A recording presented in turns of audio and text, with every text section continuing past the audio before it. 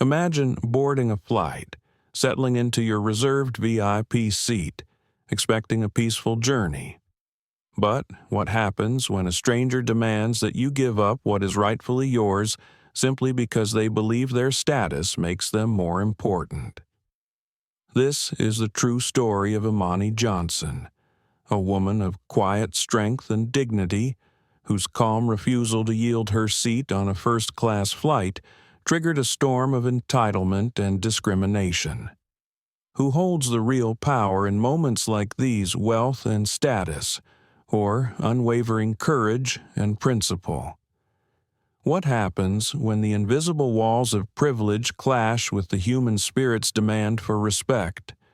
And how far will one mother's fight for justice ripple beyond a single flight, shaking the foundations of an entire industry? As the drama unfolds thousands of feet above the ground, Imani's story raises urgent questions about fairness, equality, and the courage it takes to stand firm against injustice. Will justice prevail, or will entitlement win?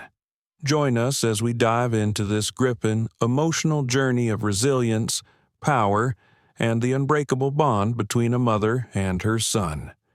If you believe everyone deserves respect, don't forget to like, share, and subscribe to our channel and stay with us for this unforgettable story. The first-class cabin of Crescent Air Flight 542 hummed softly with the gentle thrum of the jet engines, preparing for takeoff from Atlanta Hartsfield-Jackson International Airport. Soft lighting bathed the plush leather seats in a warm glow, and the scent of freshly brewed coffee mingled with faint floral notes from the fresh bouquet placed near the front of the cabin. It was a place designed to offer comfort, tranquility, and a quiet escape from the bustling world below. To most passengers, it was simply a luxury, but for Imani Johnson, seated in seat 1A, it was a small but hard-earned reward for a lifetime of perseverance. Imani settled back into the spacious seat, a subtle smile touching her lips as she reached for the chilled mineral water resting on the side table.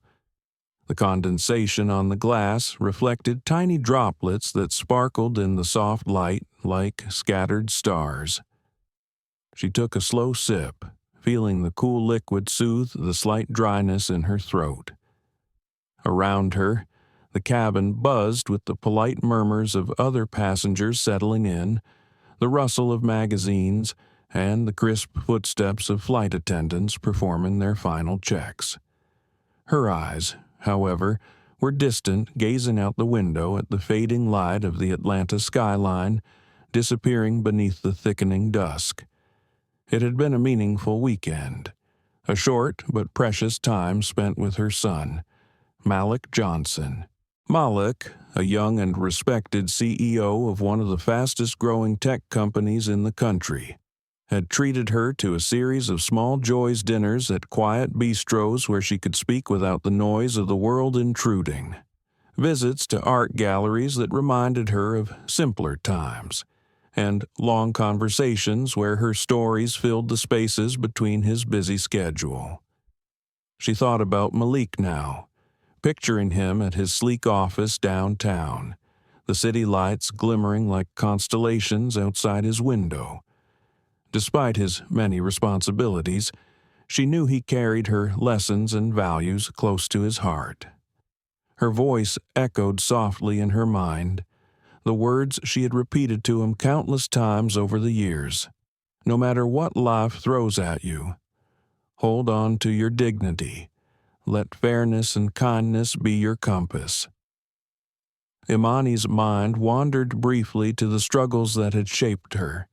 Years spent working long hours in retail, juggling multiple jobs just to keep the bills paid. Nights when exhaustion was so deep it seemed almost physical.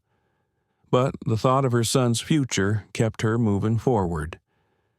She recalled the quiet sacrifices, the missed celebrations, the constant balancing act between hope and hardship. All of it now seemed worth every moment. though the journey was far from over. A gentle tap on the shoulder brought her back to the present. It was David Reynolds, a young flight attendant with a calm professionalism and a warm smile. "Ms. Johnson, may I offer you anything else before we take off?" he asked politely. She returned his smile with quiet grace. "No, thank you. David, I'm quite comfortable," she replied, her voice steady and calm. David nodded and moved on with a polite, almost reverent air. Imani appreciated the kindness she encountered here. It wasn't just about service, it was about respect, something she valued deeply. The cabin door closed with a soft hiss as the last few passengers boarded. The familiar sound of heels clicking echoed through the aisle. Growing louder and more distinct, Imani's gaze instinctively shifted toward the source of the sound, though she maintained her composed posture. The woman who entered was unmistakable, poised, elegant, and radiating an air of unshakable confidence. Dressed impeccably in a designer dress that hugged her slim figure, with perfectly styled blonde hair, Vanessa Caldwell walked like she owned every inch of the space she occupied. Vanessa's eyes scanned the cabin swiftly, sharp and searching, until they landed on seat 1A, the coveted seat that Imani now occupied. A flicker of annoyance crossed Vanessa's face, though Imani remained oblivious, lost in her own thoughts. Vanessa's companion, a petite woman named Allison, hurried behind, her nervous glances betraying an anxious disposition in stark contrast to Vanessa's icy confidence. The two stopped near Imani. Vanessa's voice was low but carried enough volume for nearby passengers to hear as she whispered to Allison, "Are you certain my seat was confirmed? It should be reserved for me." Allison quickly scrolled through her phone, stammering, "Yes, Vanessa. The airline confirmed 1A for you. This must be some mistake." Vanessa's expression hardened. "Mistake or not," she said, her tone sharp as a blade, "I intend to have my seat." Imani felt the tension thickening around her. Though she remained silent, she understood what was coming. But, as always, she refused to let anger dictate her response. Instead, she allowed herself a moment to breathe deeply, steadying her heart. The murmurs from nearby passengers grew, a subtle but growing awareness of an unfolding drama. The cabin, usually a sanctuary of calm, now simmered with a quiet undercurrent of tension. Vanessa stepped closer, her voice raising just enough to carry across the aisle. "Excuse me, ma'am, but you're sitting in my seat." Imani turned her head slowly to meet Vanessa's icy gaze, her eyes steady and unwavering. "This seat was assigned to me," she said softly but firmly. "I have every right to be here." Vanessa's lips curled into a thin, patronizing smile. "You may not realize it, but I'm a Platinum Elite member of this airline. 1A is always reserved for me." Imani held Vanessa's gaze, her own smile calm and assured. "I understand, but today this seat belongs to me." The surrounding passengers exchanged uneasy glances. The quiet dignity of Imani's response contrasted sharply with Vanessa's entitled air. The clash was more than about a seat. It was a battle of values, a silent test of respect and fairness. At that moment, David returned, his face slightly flushed but professional. "Ms. Caldwell, let me review the seating again."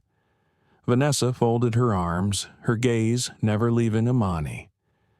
David checked the system carefully and then looked up, apologetic. "Ms. Caldwell, it appears seat 1A was indeed assigned to Ms. Johnson. There seems to be an error." Vanessa scoffed loudly. "An error? This is impossible. I spend thousands each year on this airline. I expect that seat." Imani's calm expression didn't falter. "I have no obligation to give up my seat," she said quietly. "Respect for all passengers is fundamental." The moment stretched, thick with unspoken challenges. Imani's heart beat steadily, not because she was unafraid, but because she chose to stand firm for herself, for every person who had ever been dismissed or overlooked. As the plane prepared to taxi, Imani glanced again out the window. She thought of Malik and the lessons they had shared, lessons about dignity, courage, and justice. Whatever was to come next, she knew she would face it with the same quiet strength that had carried her through all of life's storms. The soft click of heels echoed purposefully down the aisle of the first-class cabin. Passengers exchanged subtle glances, some curious, others wary. Vanessa Caldwell moved with the assuredness of someone used to commanding attention wherever she went. Her perfectly tailored dress shimmered slightly under the cabin lights, and her pale blue eyes flicked across each seat with a hint of impatience. This was her domain, or so she believed, a realm where privilege guaranteed unquestioned respect.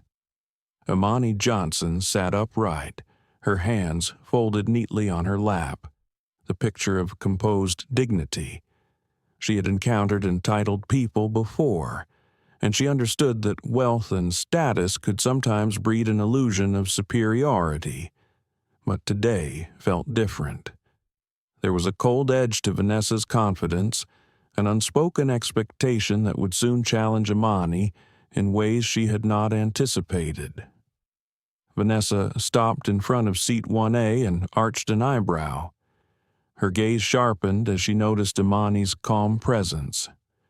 Without breaking stride, Vanessa's voice rose just enough to be heard by the surrounding passengers. "Excuse me, ma'am, but this seat is mine. I am certain of it." Her tone was firm, carrying the weight of authority and unyielding entitlement. Imani's eyes met Vanessa's, steady and clear. "This seat was assigned to me by the airline." She responded softly, but without hesitation. "I have every right to sit here." The cabin seemed to grow quieter. The subtle rustle of seat belts and whispered conversations dimmed under the mounting tension. It was the kind of silence that wrapped itself tightly around every person present, making the air feel heavy and charged. Vanessa glanced at her companion, Allison, who nodded nervously. Allison was the opposite of Vanessa in temperament, quiet, anxious, and hesitant. She seemed uncomfortable with the confrontation but was unwilling to challenge her friend's assertiveness. "Are you sure there wasn't a mistake?" Allison asked quietly, scrolling through her phone to check the booking confirmation. Vanessa's expression hardened. "No mistake," she said sharply. "I have flown this route dozens of times, and seat 1A has always been reserved for me. Being a Platinum Elite member has its privileges." Imani listened but said nothing. She felt a faint pulse of frustration, but she refused to let it rise into anger. She knew the power of calmness in moments like these.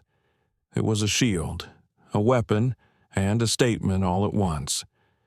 David Reynolds approached cautiously, his face polite but tense. "Ms. Caldwell, let me review the seating assignments to clarify the situation," he said in his gentle voice. Vanessa folded her arms, keeping her gaze fixed on Imani as if daring her to budge. The flight attendant tapped away at his tablet, scrolling through reservation details. After a moment, he looked up, his eyes apologetic. "Ms. Caldwell, it appears there was a booking error. Seat 1A was assigned to Ms. Johnson." The words hung in the air like a verdict. Vanessa scoffed audibly, a sharp, dismissive sound that drew a few startled glances from nearby passengers. An error. This is preposterous. I spend thousands of dollars on flights with this airline every year. I expect to be accommodated. Imani remained composed. She felt the weight of countless eyes upon her and knew the significance of this moment. This was not just about a seat. It was about respect, fairness, and the dignity that every person deserved regardless of background. She took a slow breath and spoke clearly.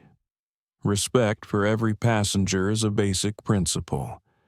I have done nothing to forfeit my right to this seat. Vanessa's lips pressed into a tight line, her pale skin flushing slightly with anger. You clearly don't understand the etiquette of first class, she said with a condescending tilt of her head. Perhaps you would be more comfortable in a different seat, one more suitable for you. The insinuation was sharp and unmistakable. It was a jab wrapped in civility, a thinly veiled reference to race and social standing that stung like a cold wind. Imani's chest tightened for a moment. The urge to respond with equal sharpness flickered inside her, but she swallowed it, choosing instead to stand firm. I am comfortable where I am, she replied quietly. This is my seat. The murmurs around them swelled slightly. Some passengers exchanged looks of sympathy, others uncertain, caught between their own discomfort and the unfolding drama. Imani felt a quiet strength surge within her. She was not alone. Meanwhile, Vanessa's temper simmered just beneath her poised exterior. She turned sharply to David, her voice commanding. I want to see the supervisor immediately. This must be resolved at once. David nodded reluctantly and moved quickly down the aisle to summon Sandra Miller, the flight supervisor. Sandra appeared moments later, her face set in a professional mask that barely concealed her own apprehension. She was well aware of Vanessa's reputation as a demanding, frequent flyer. Ms. Caldwell, Sandra said smoothly, attempting to calm the situation. I am Sandra Miller, the flight supervisor. We apologize for the inconvenience, but according to our records, the seat is assigned to Ms. Johnson. Vanessa shot a cold glance at Sandra. Ms. Miller, I'm a Platinum Elite member. This seat is reserved for me on every flight. Surely you understand the importance of accommodating loyal customers. Sandra hesitated but maintained her composure. We understand, Miss Caldwell, but we also have to respect our seating assignments. Miss Johnson holds a valid ticket for seat 1A. Imani met Sandra's gaze and offered a polite but resolute smile. I hope we can find a solution that respects all passengers equally.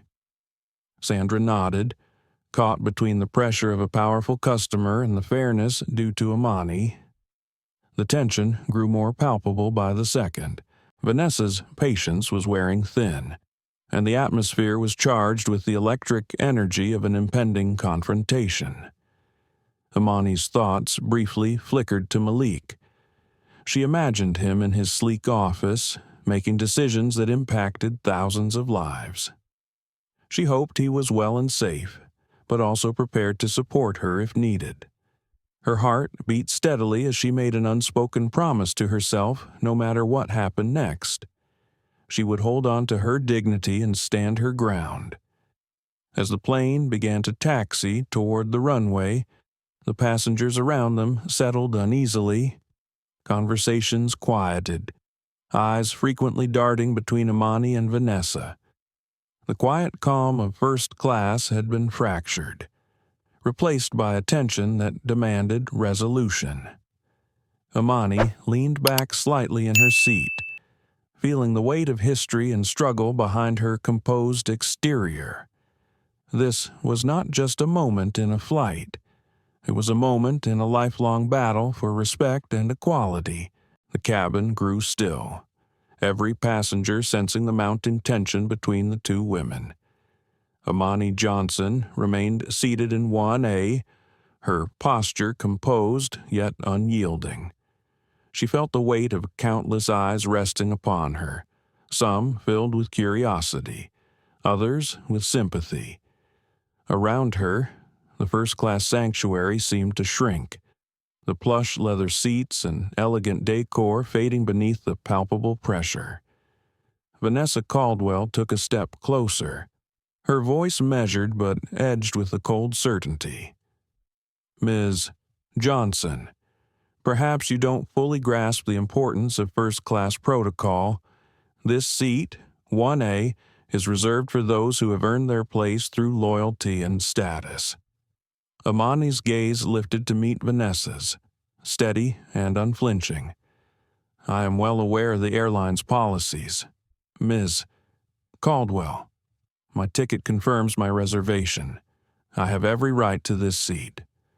The room filled with the quiet hum of suppressed whispers, passengers exchanging glances that flickered between discomfort and intrigue. The clash was no longer simply about a seat. It had evolved into a test of wills, a battle between entitlement and quiet dignity. Vanessa's eyes narrowed slightly, the hint of a sneer ghosting across her lips. "I doubt you understand what it truly means to hold this seat. It is not merely a chair. It is a symbol of privilege, an acknowledgement of one's place in society." Imani felt the sting of those words, the invisible barbs of social prejudice cloaked in politeness, but she refused to allow the venom to penetrate. Instead, she inhaled slowly, grounding herself with memories of the lessons she had instilled in her son. "Malik, you are mistaken. Ms. Caldwell," Imani replied softly but firmly. "Privilege does not grant one the right to diminish another's worth. Respect is not a currency reserved for the wealthy or the powerful. It is a fundamental human right."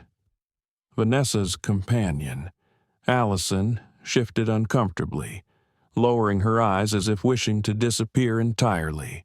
Vanessa, however, was undeterred. She straightened her posture and leaned in slightly, her voice dropping to a sharper edge.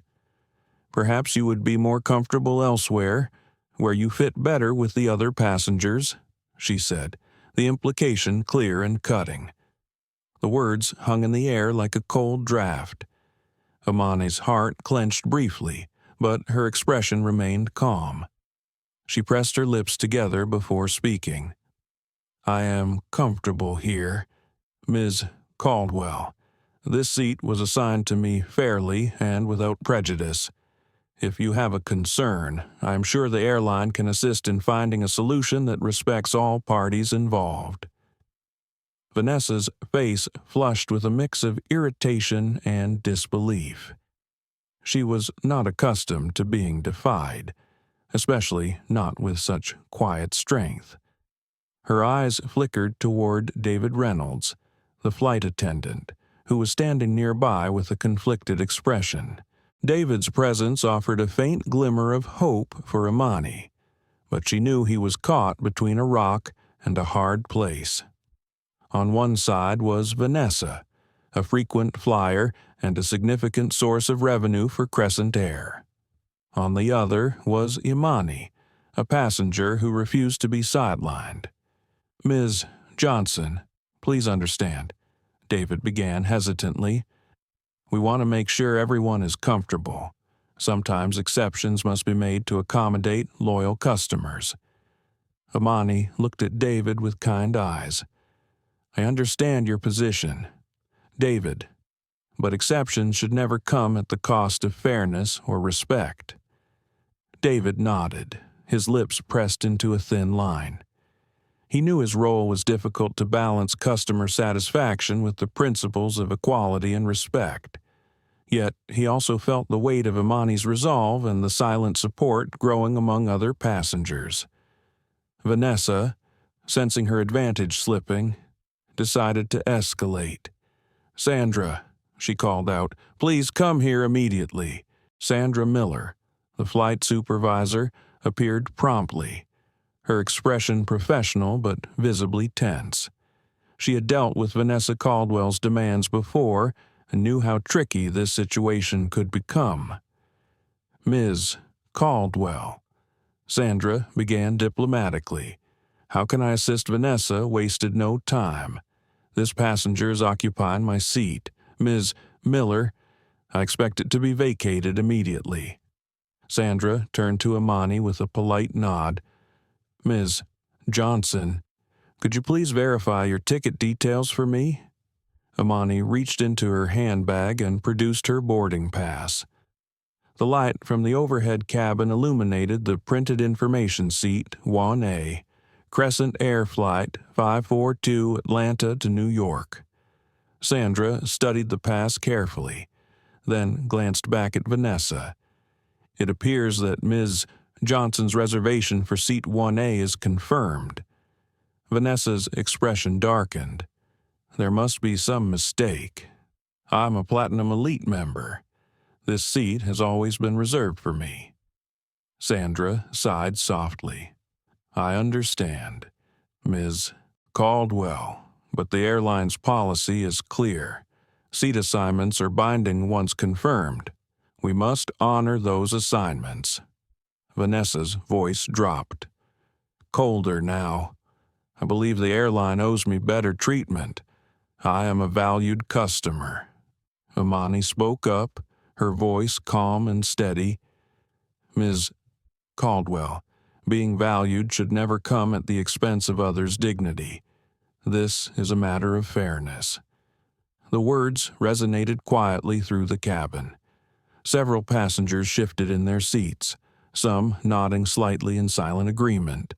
A few exchanged glances, their expressions reflecting empathy toward Imani's steadfastness. Vanessa's eyes flashed with frustration.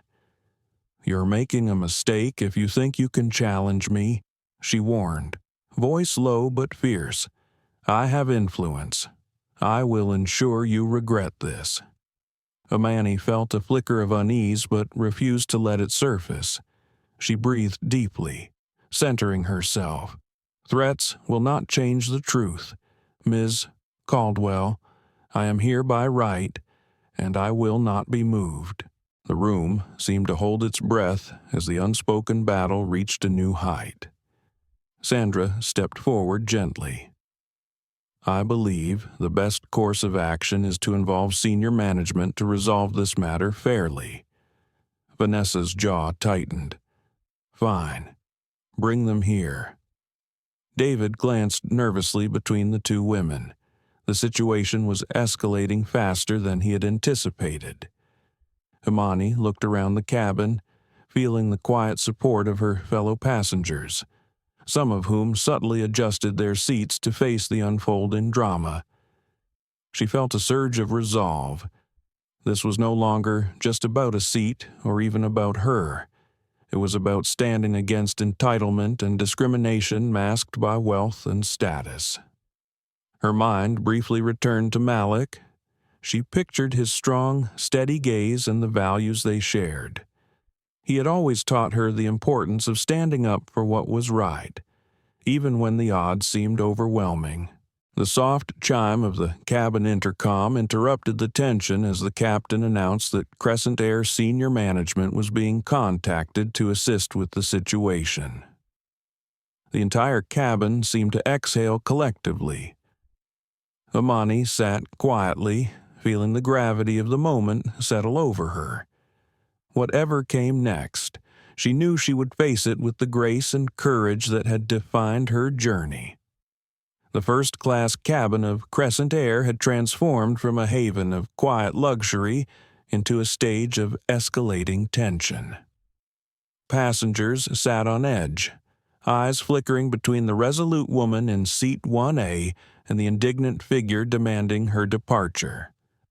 The hum of the engines filled the silent moments, a reminder that the plane was ready to take flight. But the conflict had yet to find its resolution. Imani Johnson remained composed, her posture upright and dignified. She felt the quiet but growing pressure from the crew, a subtle shift in their manner that did not escape her notice. David Reynolds, the flight attendant who had earlier handled the seating inquiry, approached her once more, his polite smile strained. "Ms. Johnson," he said gently, lowering his voice as if to shield her from prying ears. "We truly want to ensure your comfort on this flight. Sometimes, in rare situations, it's best to cooperate to avoid unnecessary complications." Imani met his eyes steadily. She could see the conflict within him, a desire to do what was right, tangled with the reality of dealing with a demanding passenger like Vanessa Caldwell. "David," she replied softly, "cooperation should never mean surrendering fairness or respect. I appreciate your concern, but I will not relinquish my seat." David nodded slowly, understanding her position but constrained by his duties. He glanced toward Vanessa, who watched the exchange with a growing sense of triumph. Vanessa's lips curled into a satisfied smile, convinced that the subtle pressure was wearing Imani down. Nearby, Allison shifted uncomfortably, biting her lip as she watched the interaction unfold. She glanced at Vanessa, whose eyes were fixed on Imani with cold determination. The atmosphere was thick with unspoken power struggles, the invisible lines of class, race, and privilege drawn sharply in the enclosed space. Imani's thoughts drifted momentarily to the countless times she had been pressured to give in, to take the back seat in situations where her voice should have mattered most. This flight was no different. Yet today, something inside her felt stronger, more resolute. Perhaps it was the memory of Malik's encouragement or the weight of years spent teaching him to stand tall against injustice. She inhaled deeply, feeling the familiar calm settle in her chest.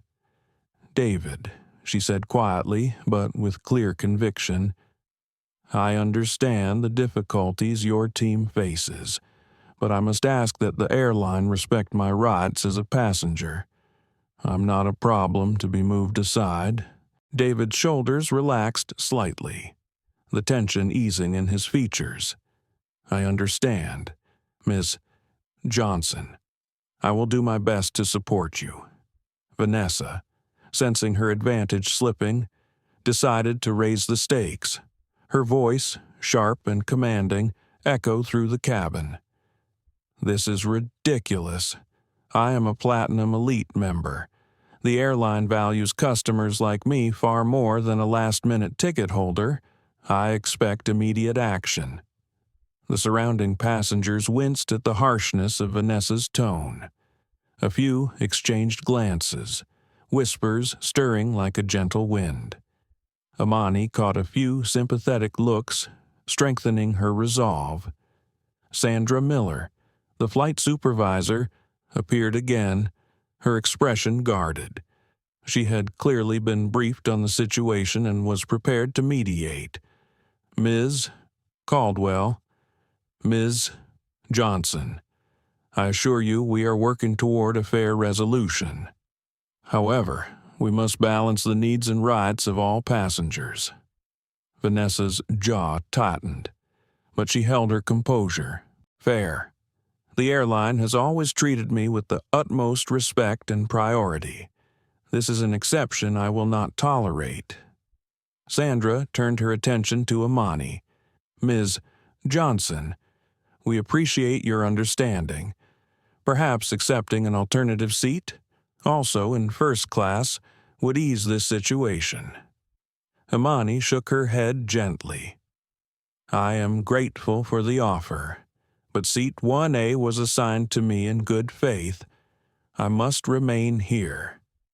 The supervisor's eyes flickered with discomfort, caught between the demands of a powerful customer and the fairness owed to Imani. "We will escalate this matter to senior management," Sandra said firmly. Please bear with us." Vanessa let out a faint, dismissive laugh. "Escalate all you want. I have the influence to ensure this is resolved in my favor."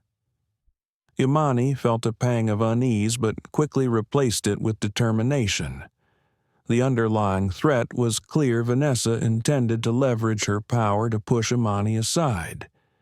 But Imani would not bow.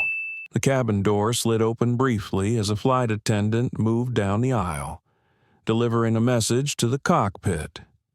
Moments later, the captain's voice came through the intercom, calm but deliberate. "Ladies and gentlemen, we ask for your patience as senior management is being contacted to assist with the seating dispute in first class. Thank you for your understanding." The announcement sent a ripple through the cabin. Passengers settled uneasily, some whispering about the unusual delay. Imani's gaze returned to Vanessa, who seemed undeterred by the intervention. Imani reflected on the layers beneath this confrontation, the societal structures that gave Vanessa her sense of entitlement, the years of resilience that shaped her own quiet strength. She knew this moment was not simply about a seat on a plane. It was a microcosm of a larger battle for respect and equality. She recalled the countless stories of people forced to step aside, silenced, or ignored because of who they were. This was her moment to be the voice that refused to be diminished. As the plane continued taxiing, the cabin lights dimmed slightly. Soft music played over the speakers, but the tension remained thick. Imani sat upright, steady and poised, ready to face whatever was to come. Nearby, some passengers offered subtle nods of encouragement. Others watched in silence, their expressions reflecting the complex emotions stirred by the unfolding drama. Imani closed her eyes briefly, centering herself. She pictured Malik's face, the lessons he'd learned from her about courage, fairness, and dignity. This was the legacy she hoped to pass on not just to him, but to everyone watching. The pressure was mounting, but so was her resolve. She would not be moved.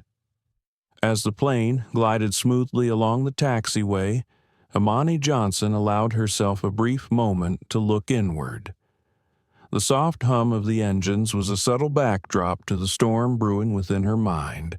She settled deeper into her seat, the leather embracing her like an old friend, while her thoughts wandered to the journey that had brought her here, both on this flight and through the years of her life. Imani's gaze drifted to the small window beside her, where the fading twilight painted the sky in shades of lavender and deep blue. The city lights of Atlanta twinkled faintly in the distance, a reminder of the life bustling just beyond the clouds. It was easy to get lost in the beauty of it all, to find a moment of peace amid the chaos. She thought back to her youth, growing up in a modest neighborhood where opportunities were scarce and challenges abundant. There had been long days working retail jobs, standing on tired feet for hours with a smile that masked exhaustion. There were nights when the weight of bills and uncertainty pressed heavily on her shoulders, threatening to crush her spirit. But through it all, there was one unwavering source of strength: her belief in dignity, and the promise she made to herself and her son. She had taught Malik that a person's worth was never determined by the color of their skin, their wealth, or their social standing. Instead, true value lay in how one treated others, the courage to stand for what was right, and the resilience to rise above adversity. Imani remembered the countless evenings spent reading to Malik, whispering stories of heroes who fought not with fists, but with integrity and kindness. She had instilled in him the importance of education, empathy, and perseverance. Watching him grow into the man he was today, the CEO of a thriving tech company, filled her with immense pride. but she also knew the path had not been easy for either of them. Her thoughts flickered to the recent conversation with Vanessa Caldwell. The subtle and not so subtle ways entitlement tried to overshadow fairness. The implied messages wrapped in polite phrases that sought to diminish her without saying it outright. The sting of those moments was real. Yet Imani had learned to meet such challenges with calm resolve rather than anger. She closed her eyes briefly and let the memories wash over her, the sacrifices she had made, the times she had been overlooked, the quiet battles she fought daily. All of it shaped the woman seated here now, unshaken and ready to face whatever came next. Imani's reverie was interrupted by a soft knock on her seat back. David Reynolds returned with a gentle smile, holding a small plate with a warm cloth and a refreshing lemon water. "Ms. Johnson, please allow me," he said politely. She accepted the gesture with a nod and a grateful smile. Small acts of kindness like this reminded her that respect and humanity could still shine through even in difficult moments. David lingered for a moment, then spoke quietly. "Ms. Johnson, if you ever need anything, please don't hesitate to ask. We're here to help." Imani's eyes met his with sincere warmth. "Thank you, David. I appreciate that." As he moved on, Imani reflected on the complex dynamics at play. Flight attendants and crew were often caught in impossible positions balancing corporate policies, customer satisfaction, and personal ethics. She understood the subtle pressures David faced, and she hoped that the situation would not force him to compromise his values. Her thoughts shifted again to Malik. She imagined him in his office, grappling with decisions that affected thousands of lives. He was a man of principle, a leader who valued fairness and integrity above all else. She hoped he knew how deeply she believed in those same ideals. Imani wondered briefly how Malik would respond if he were here now. Would he confront Vanessa Caldwell with the same quiet strength she displayed, or would he use his position and influence to settle the matter quickly? The thought brought a small smile to her lips. She knew Malik well enough to trust that he would act with both heart and conviction. She also knew that this was her fight today, a fight that transcended their roles and spoke to something far greater. She thought about the countless women like her who had been told to move aside, to be quiet, to accept less than they deserved. The mothers, daughters, sisters, and friends who carried the weight of discrimination in their daily lives. This moment on the plane was a microcosm of that ongoing struggle. Imani took a deep breath and felt the familiar calm return. She was not here just for herself, but for all those who had been denied their rightful place.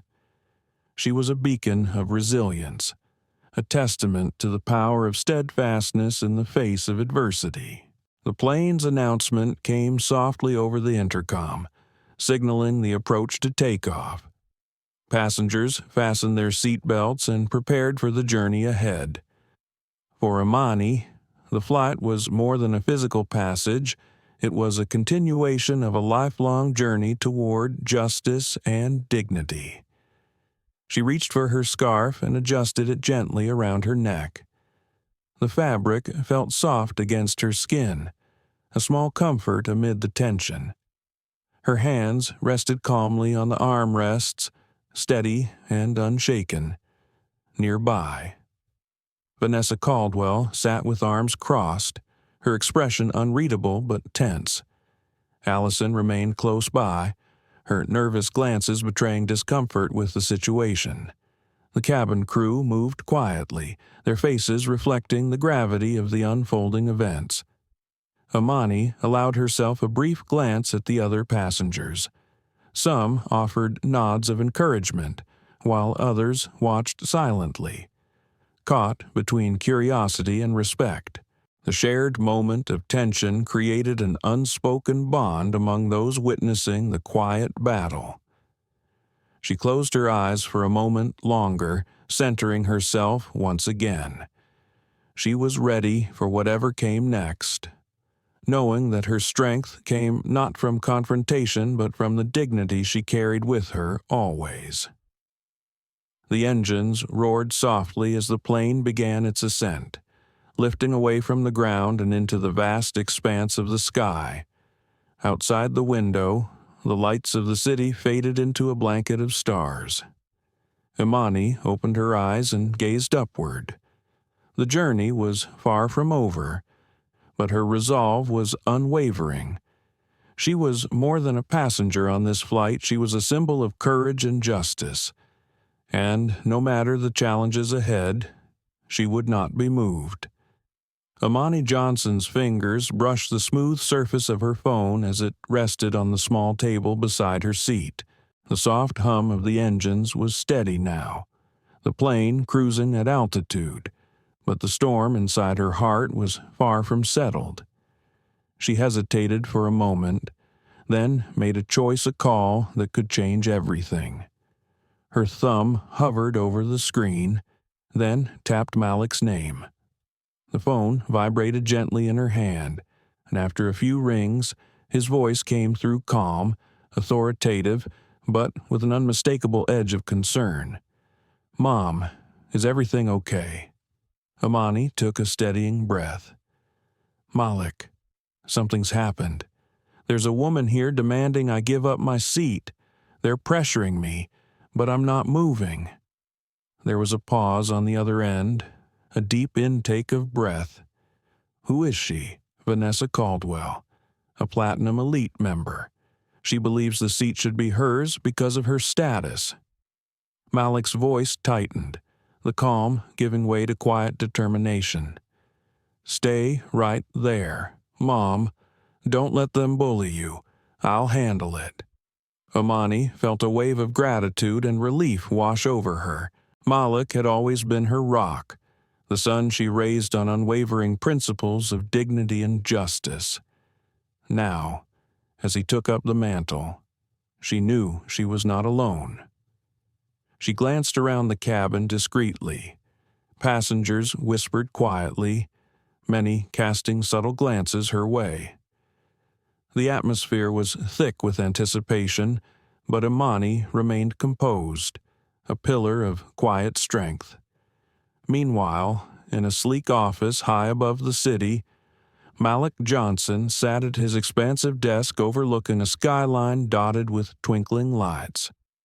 The hum of a late-night board meeting buzzed faintly behind closed doors, but his focus was entirely on the call with his mother.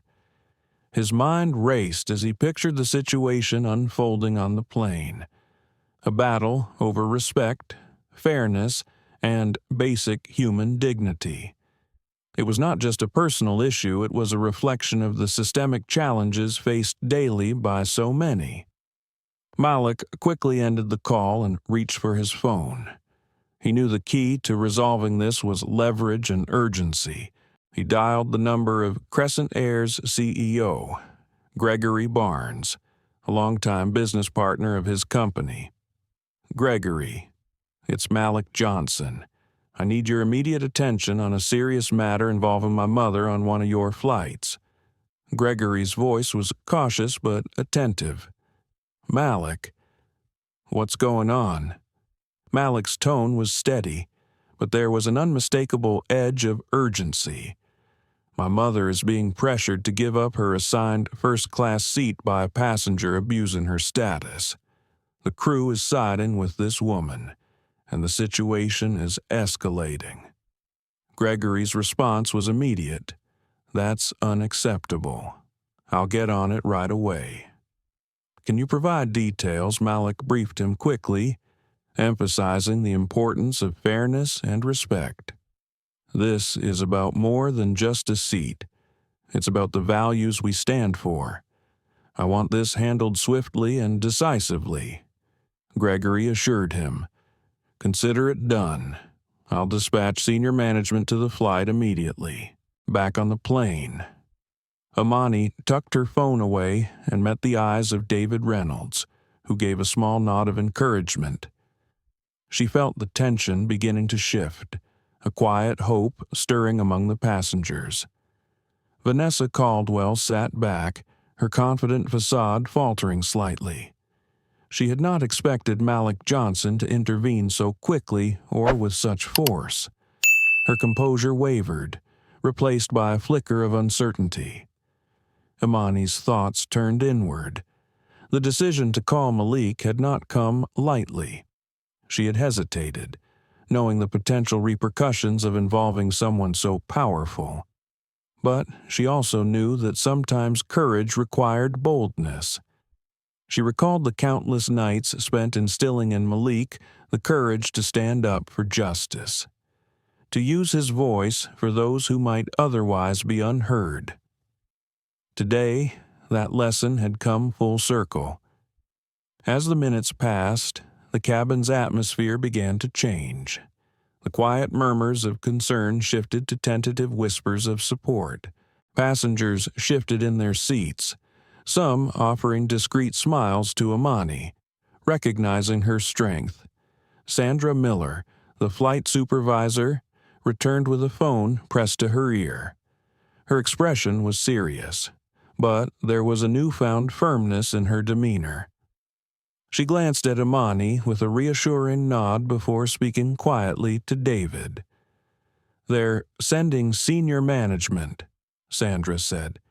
"This situation will be handled." Imani's heart beat steadily as she prepared herself for what was to come. She had faced challenges before, but this moment was different. It was a test of everything she believed in her dignity, her courage, and her commitment to justice. Vanessa Caldwell's eyes flicked toward her again, now tinged with frustration and impatience. The woman's entitlement was palpable, but Imani no longer felt intimidated. She leaned back slightly, her posture relaxed but firm. She was ready to face the next wave, whatever it might bring. As the plane continued its smooth flight toward New York, the first-class cabin held its collective breath, waiting for the arrival of those who would decide the fate of the dispute. Imani closed her eyes briefly, centering herself. She drew strength from the lessons of her past, the support of her son, and the quiet solidarity of those around her. She was not merely a passenger on this flight. She was a beacon of resilience, a symbol of the fight for fairness in a world too often clouded by prejudice. And, no matter the outcome, she knew she had already won something invaluable, the right to stand tall and be heard. The weight of the night settled over the city as Malik Johnson's call to Gregory Barnes echoed through the executive offices of Crescent Air. Malik's voice was steady, yet infused with a quiet urgency that commanded attention. He was not merely a CEO defending his mother. He was a man standing firmly on principle, demanding respect for dignity and justice. Gregory Barnes sat in his corner office, the panoramic windows revealing a sprawling cityscape dotted with shimmering lights. He had long known Malik, respected him not just for his business acumen, but for the integrity that guided every decision. Yet tonight's call was unlike any other.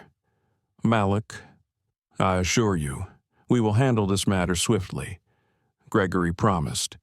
"Your mother's experience is unacceptable, and I will personally oversee the response." Malik's gaze hardened. "This is more than a personal issue. It's a reflection of systemic failures. The airline's policies and training need urgent reform to prevent discrimination masked as protocol." Gregory nodded solemnly. "I agree. This incident has exposed cracks in our corporate culture. I will convene an emergency meeting with senior management to implement immediate changes." Meanwhile, back on the plane, tension coiled tighter in the first-class cabin. Imani sat quietly, sensing the shift in energy as senior staff prepared to intervene. Vanessa Caldwell's confidence flickered, replaced by a simmering frustration. The door at the front of the cabin slid open, and two men in sharp suits entered with purposeful strides. Their badges gleamed under the cabin lights. One was Robert Fields, Crescent Air's Senior Vice President of Customer Experience. The other, a security chief whose presence signaled the gravity of the situation. Robert's eyes scanned the cabin, settling on Imani and Vanessa. His voice was calm but firm as he addressed the gathered crew and passengers. "I am Robert Fields. We have been made aware of the seating dispute involving Ms. Johnson and Ms. Caldwell. This matter will be resolved immediately." Sandra Miller stepped forward, relief mingling with apprehension on her face.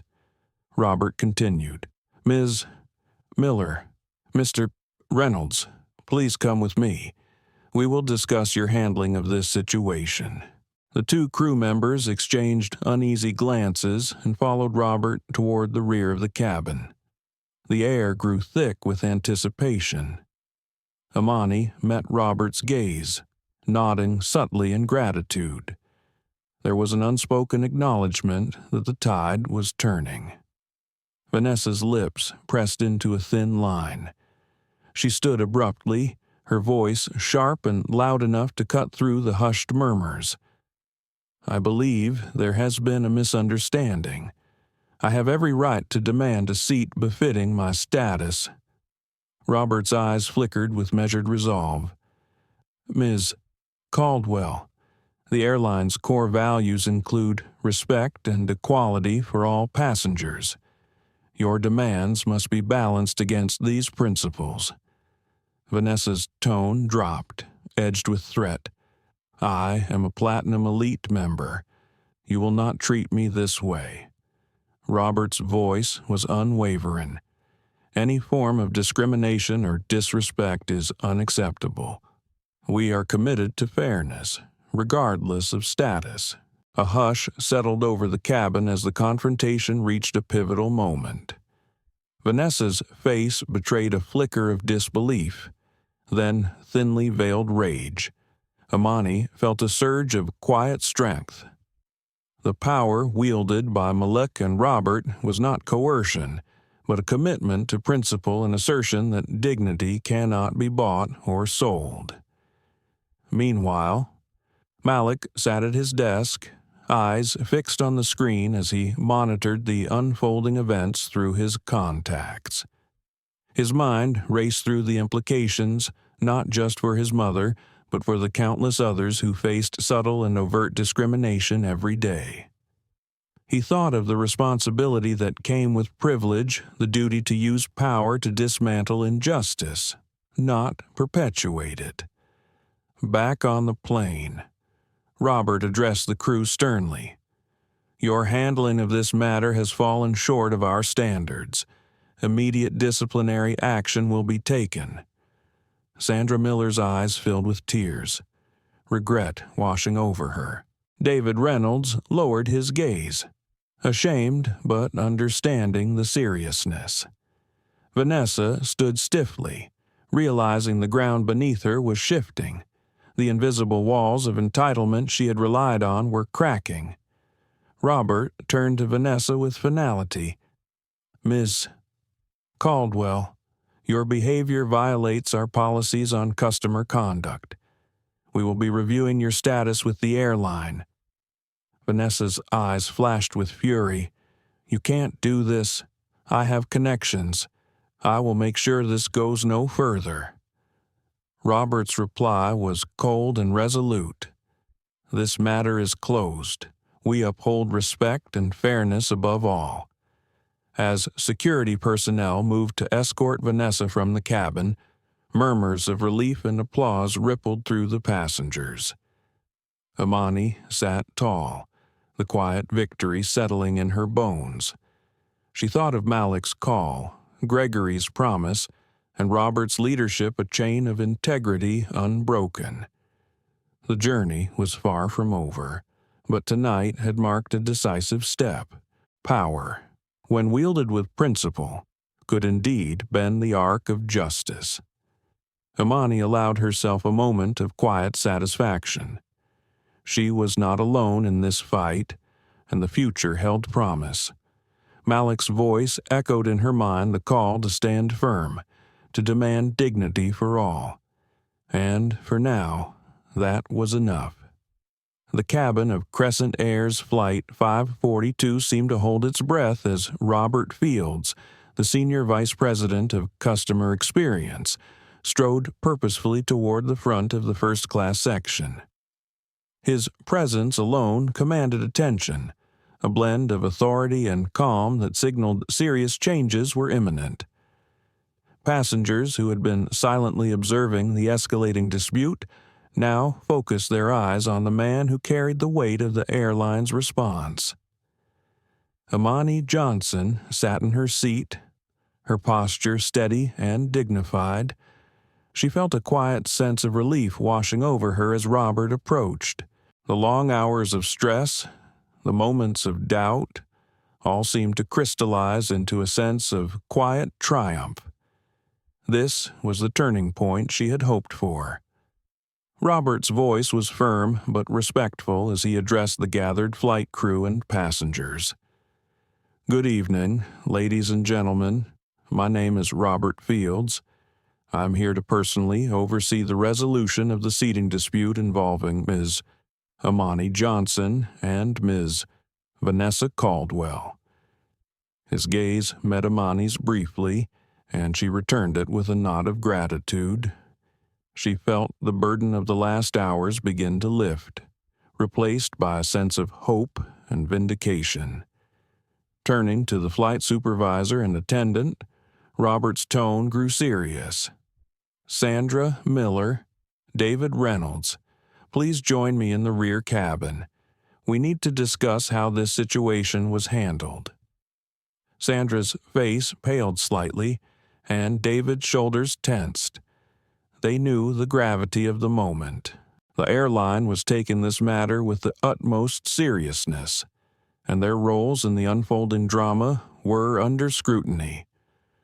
The two crew members followed Robert quietly, leaving a hush over the first-class section.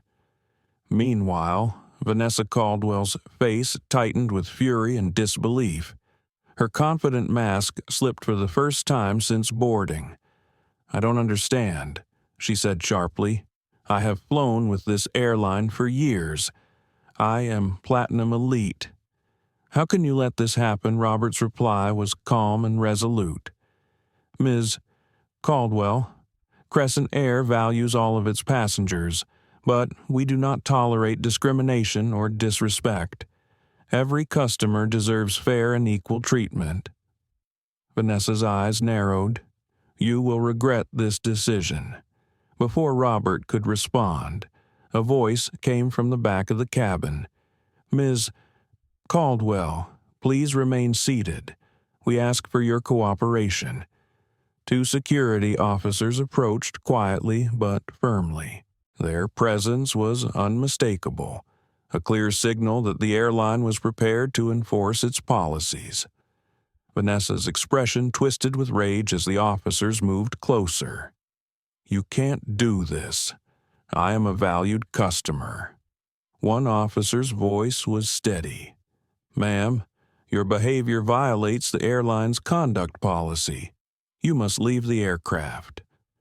The cabin fell into a stunned silence. Passengers exchanged shocked glances. Some looked relieved, others apprehensive, but all were aware that the confrontation had reached its climax. Imani remained seated, her face serene. The victory was not personal. It was a triumph for dignity and respect. As Vanessa was escorted down the aisle, her protests echoed through the cabin, but the officers remained unyielding.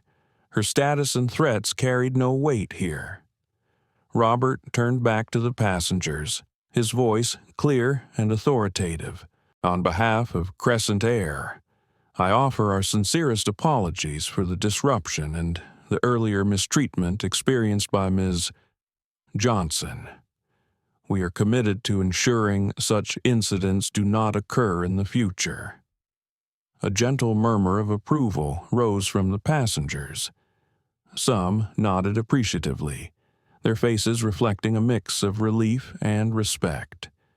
Imani's eyes scanned the cabin, the shared understanding, the subtle expressions of solidarity. It was more than she had dared hope. In her heart, she knew the fight was far from over, but tonight marked a powerful statement. As the plane continued its flight toward New York, a renewed sense of calm settled over the cabin. The engines hummed steadily, a soothing rhythm beneath the lingering tension.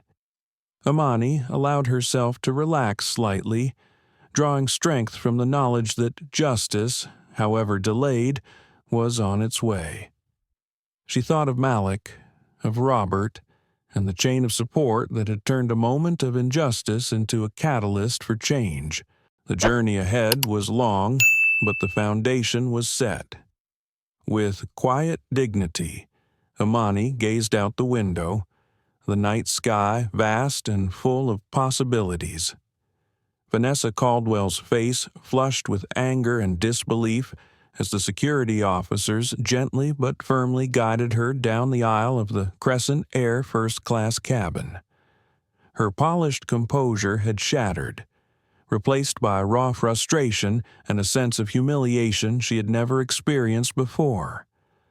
The whispers of the passengers followed her, like a storm cloud gathering around the once untouchable woman who now found herself stripped of privilege. Her heels clicked sharply against the aisle floor as she strode defiantly, refusing to appear defeated. Yet beneath the surface, a tempest of emotions raged: outrage, disbelief, and a desperate clinging to the power she had always wielded effortlessly.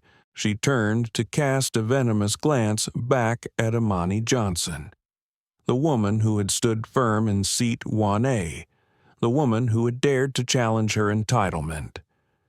"You think this ends here?" Vanessa hissed, her voice trembling with fury. "You will regret this for the rest of your life." The cabin was silent but for the soft footsteps of the security team escorting her. Passengers exchanged uncomfortable glances. Some relieved, others unsettled by the fierce intensity of Vanessa's threats. Children nearby clutched their parents' hands tightly, sensing the tension in the air. Imani sat calmly, her expression unreadable but resolute. Inside, a quiet storm of emotions surged: relief that justice was being served, but also a deep empathy for the woman before her.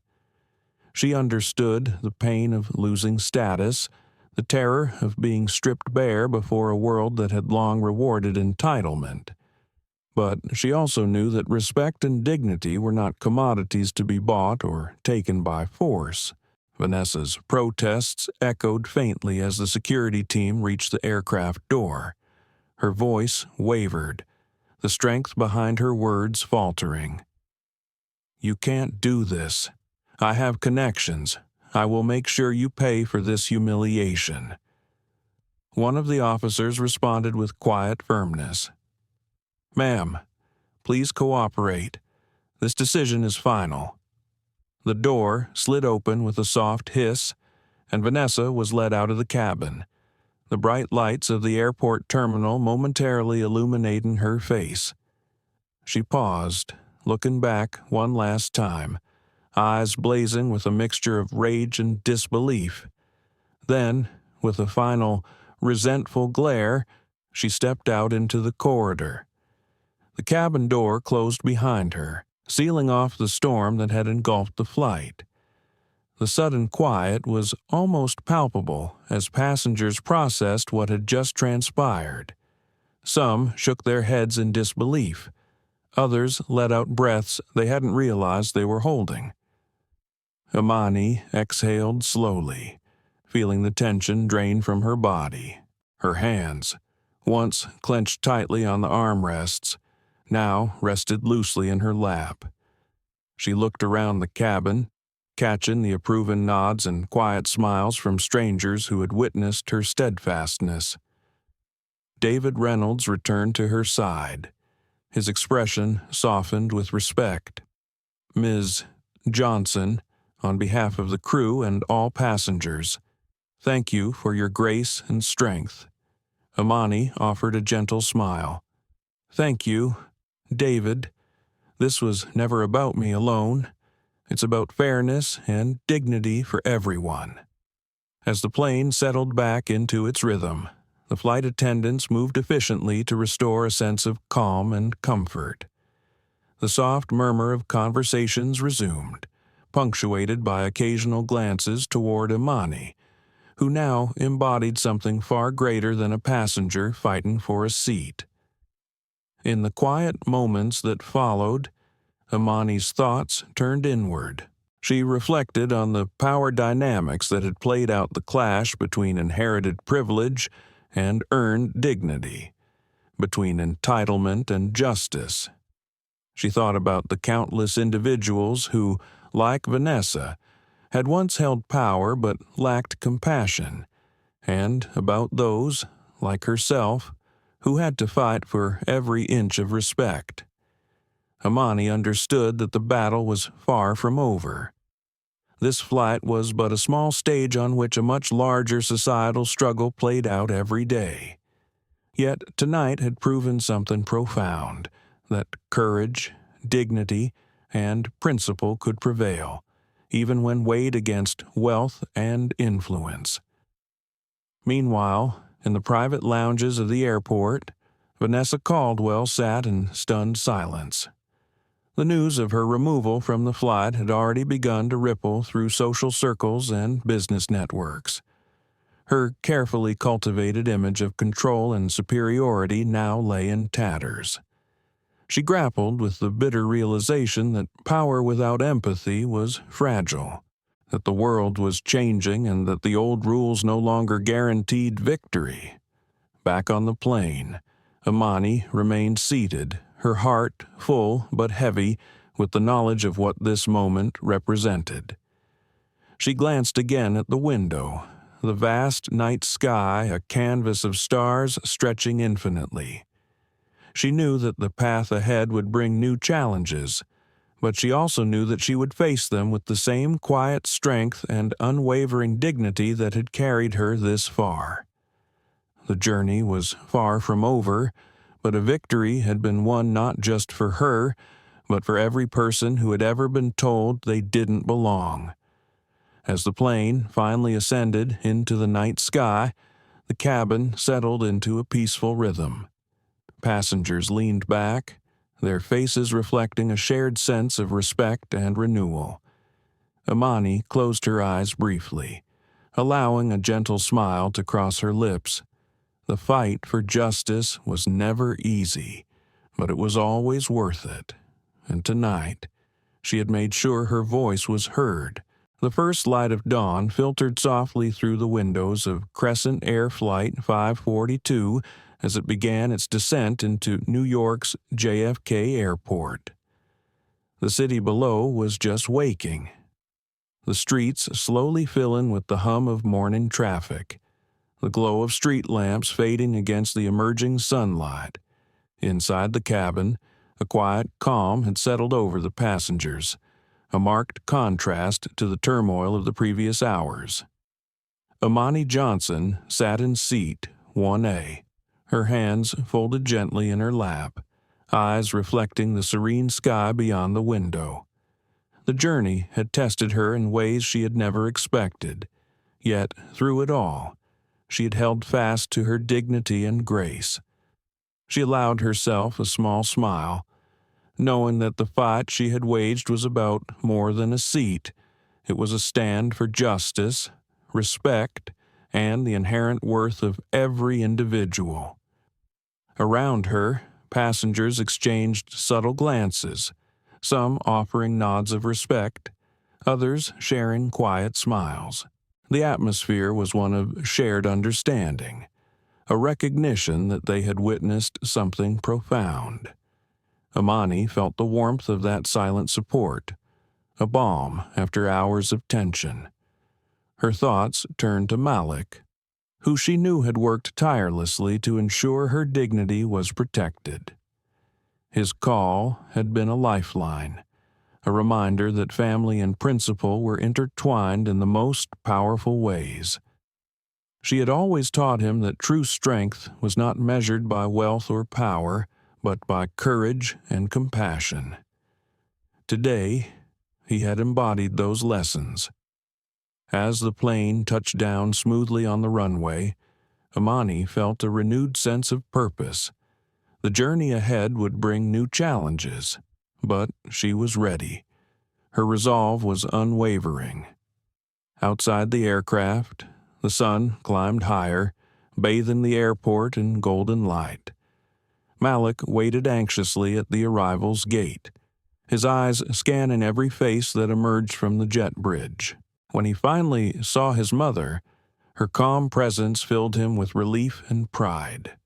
They embraced deeply, a moment of tenderness that spoke volumes. "Mom," Malik whispered, his voice thick with emotion.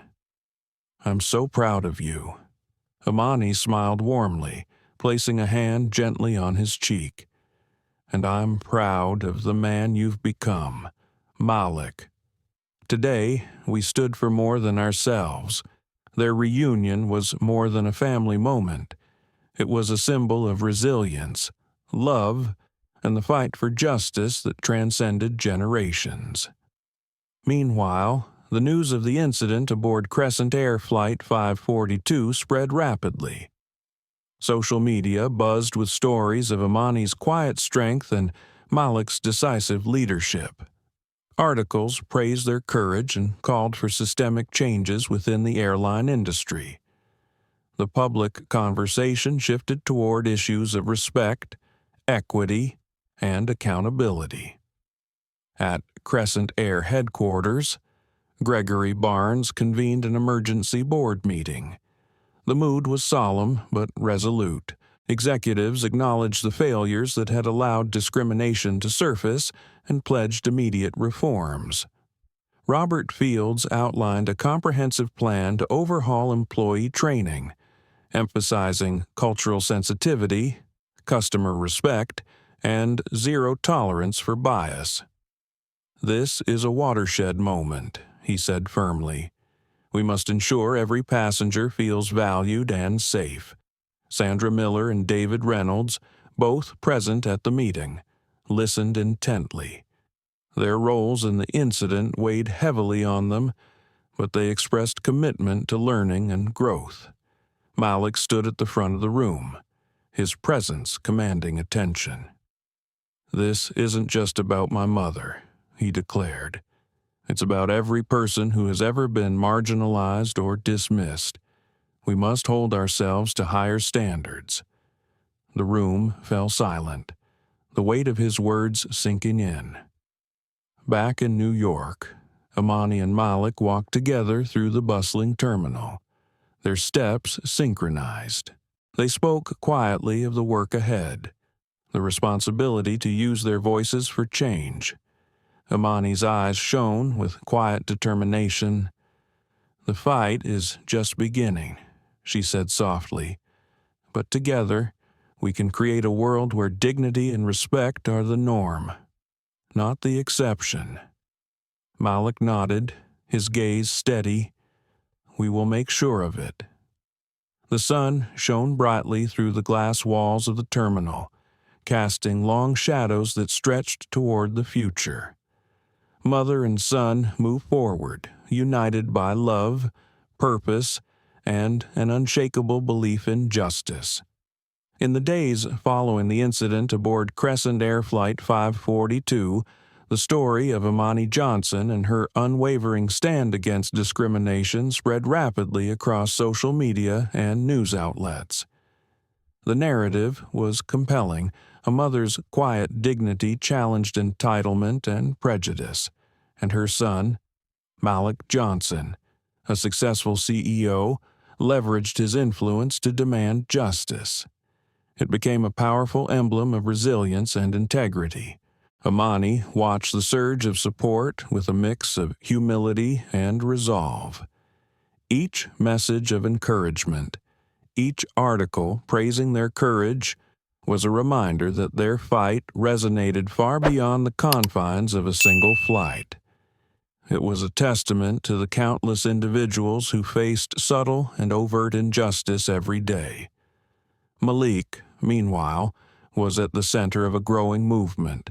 Interviews, panel discussions, and conferences called upon him to share insights on leadership, ethics, and social responsibility. But he remained focused on the root of the issue, the systemic biases and cultural shortcomings that allowed such incidents to occur. At Bennett Global Headquarters, Malik convened a special task force dedicated to promoting diversity, equity, and inclusion not just within his own company but as a model for corporate America. He was determined that the values his mother had instilled in him would become a guiding light for change. Back at Crescent Air, CEO Gregory Barnes and his leadership team worked tirelessly to implement the reforms promised during the emergency board meeting. Mandatory sensitivity training, revamped customer service protocols, and a zero-tolerance policy on discrimination were introduced with urgency and transparency. Employees like Sandra Miller and David Reynolds underwent retraining and participated in open forums to confront biases and learn how to foster a more inclusive environment. The airline also launched a public campaign affirming its commitment to respect and equality for all passengers. For Imani, the public attention was both affirming and exhausting. She was a private woman who had never sought the spotlight, yet she recognized the power of her story to inspire others. She began working with advocacy groups to support initiatives aimed at combating discrimination in travel and beyond.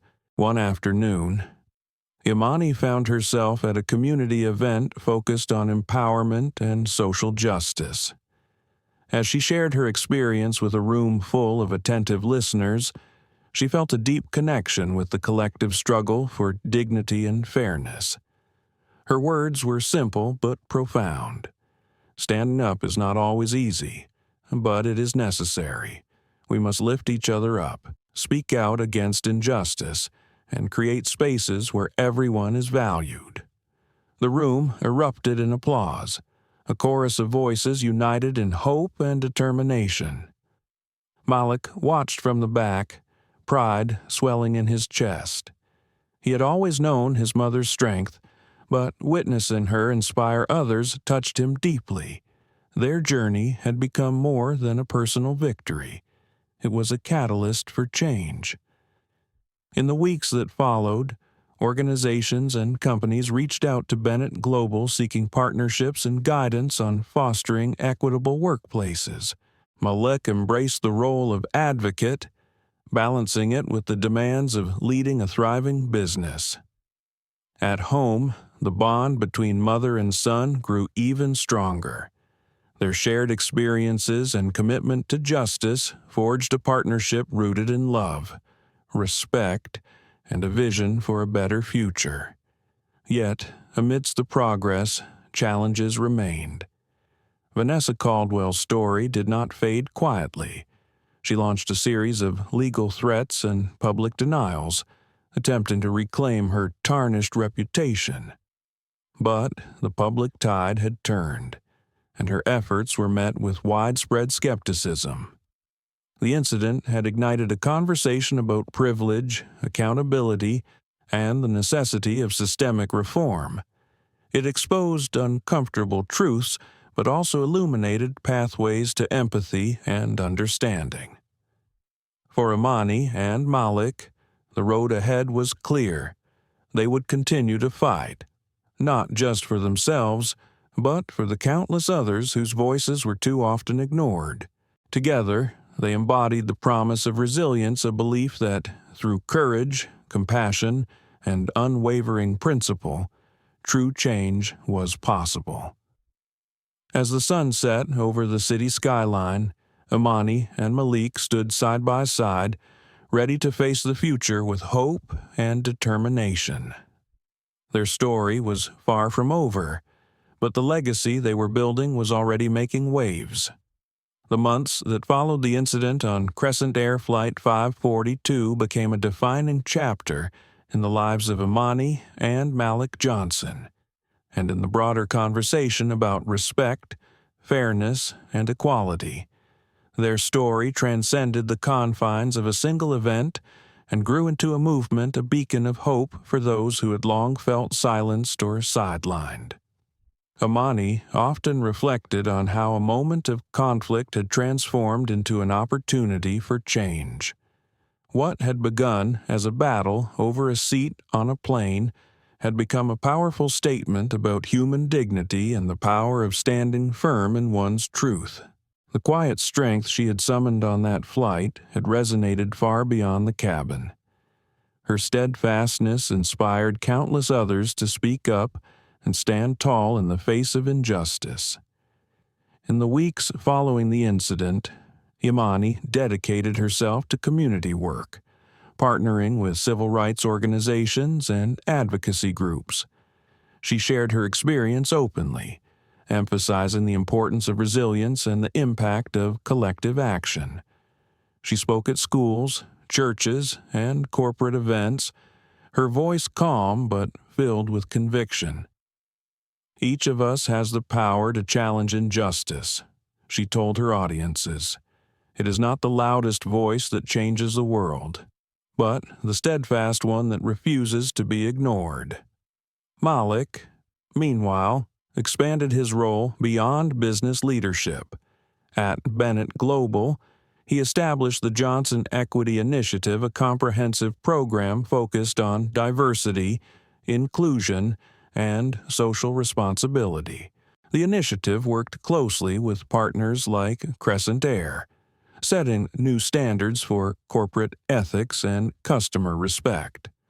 Under Malik's guidance, Bennett Global became a model for how businesses could use their influence to promote fairness and equality. Malik's leadership was not only visionary, but deeply personal, rooted in the lessons his mother had taught him from childhood. Together, mother and son embodied a legacy built on more than success or wealth.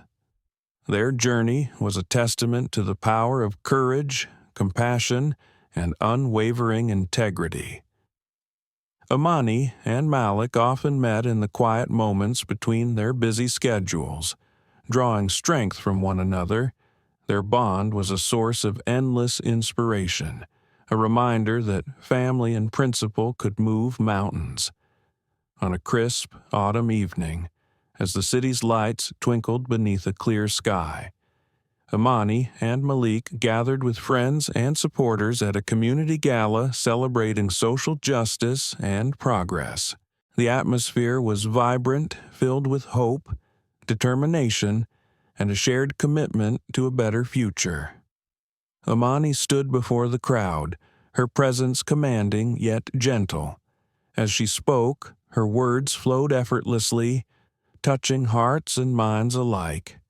"Our fight is far from over," she said, "but every step forward is a victory. We honor those who came before us by building a world where dignity and respect are the birthright of all." The audience erupted in applause, the energy palpable. Malik joined her on stage, their hands clasped in solidarity. Together, they represented a new era, one where standing up for what is right was not just an act of courage, but a way of life. Yet even as they celebrated, Imani remained mindful of the challenges ahead. The story of Vanessa Caldwell, the woman whose entitlement had been publicly challenged, was a cautionary tale. Vanessa's attempts to regain status through legal threats and public denials had largely faltered, her influence diminished by the collective will for change. The incident had sparked a broader dialogue about privilege and accountability, shining a light on the systemic issues that enabled discrimination. It called upon individuals and institutions alike to reflect, reform, and recommit to justice. For Imani, this was the true victory, not a single moment of triumph, but the ongoing work of building a more equitable society. As the gala concluded and guests mingled under the starlit sky, Imani and Malik stood quietly together, looking toward the horizon. The future was uncertain, but their hope was unshakable. Imani's voice broke the silence. "We have planted seeds tonight, Malik, seeds of change that will grow and flourish." Malik smiled, his eyes reflecting the same determination. "And we will nurture them, Mom, together." Their journey, marked by struggle, resilience, and love, had become a powerful narrative of transformation. It was a story that would inspire generations to come, a testament to the enduring strength of human dignity. As they walked away from the gala, side by side, the city around them seemed to glow a little brighter. The legacy they had begun was just the beginning, a flame that would continue to burn, lighting the way for all who dared to stand for justice. Imani Johnson's courageous stand is more than just a story about a seat on a plane. It is a profound lesson on human dignity, respect, and the ongoing fight against discrimination. Her quiet strength reminds us all that no one should be forced to give up their rightful place simply because of prejudice or entitlement.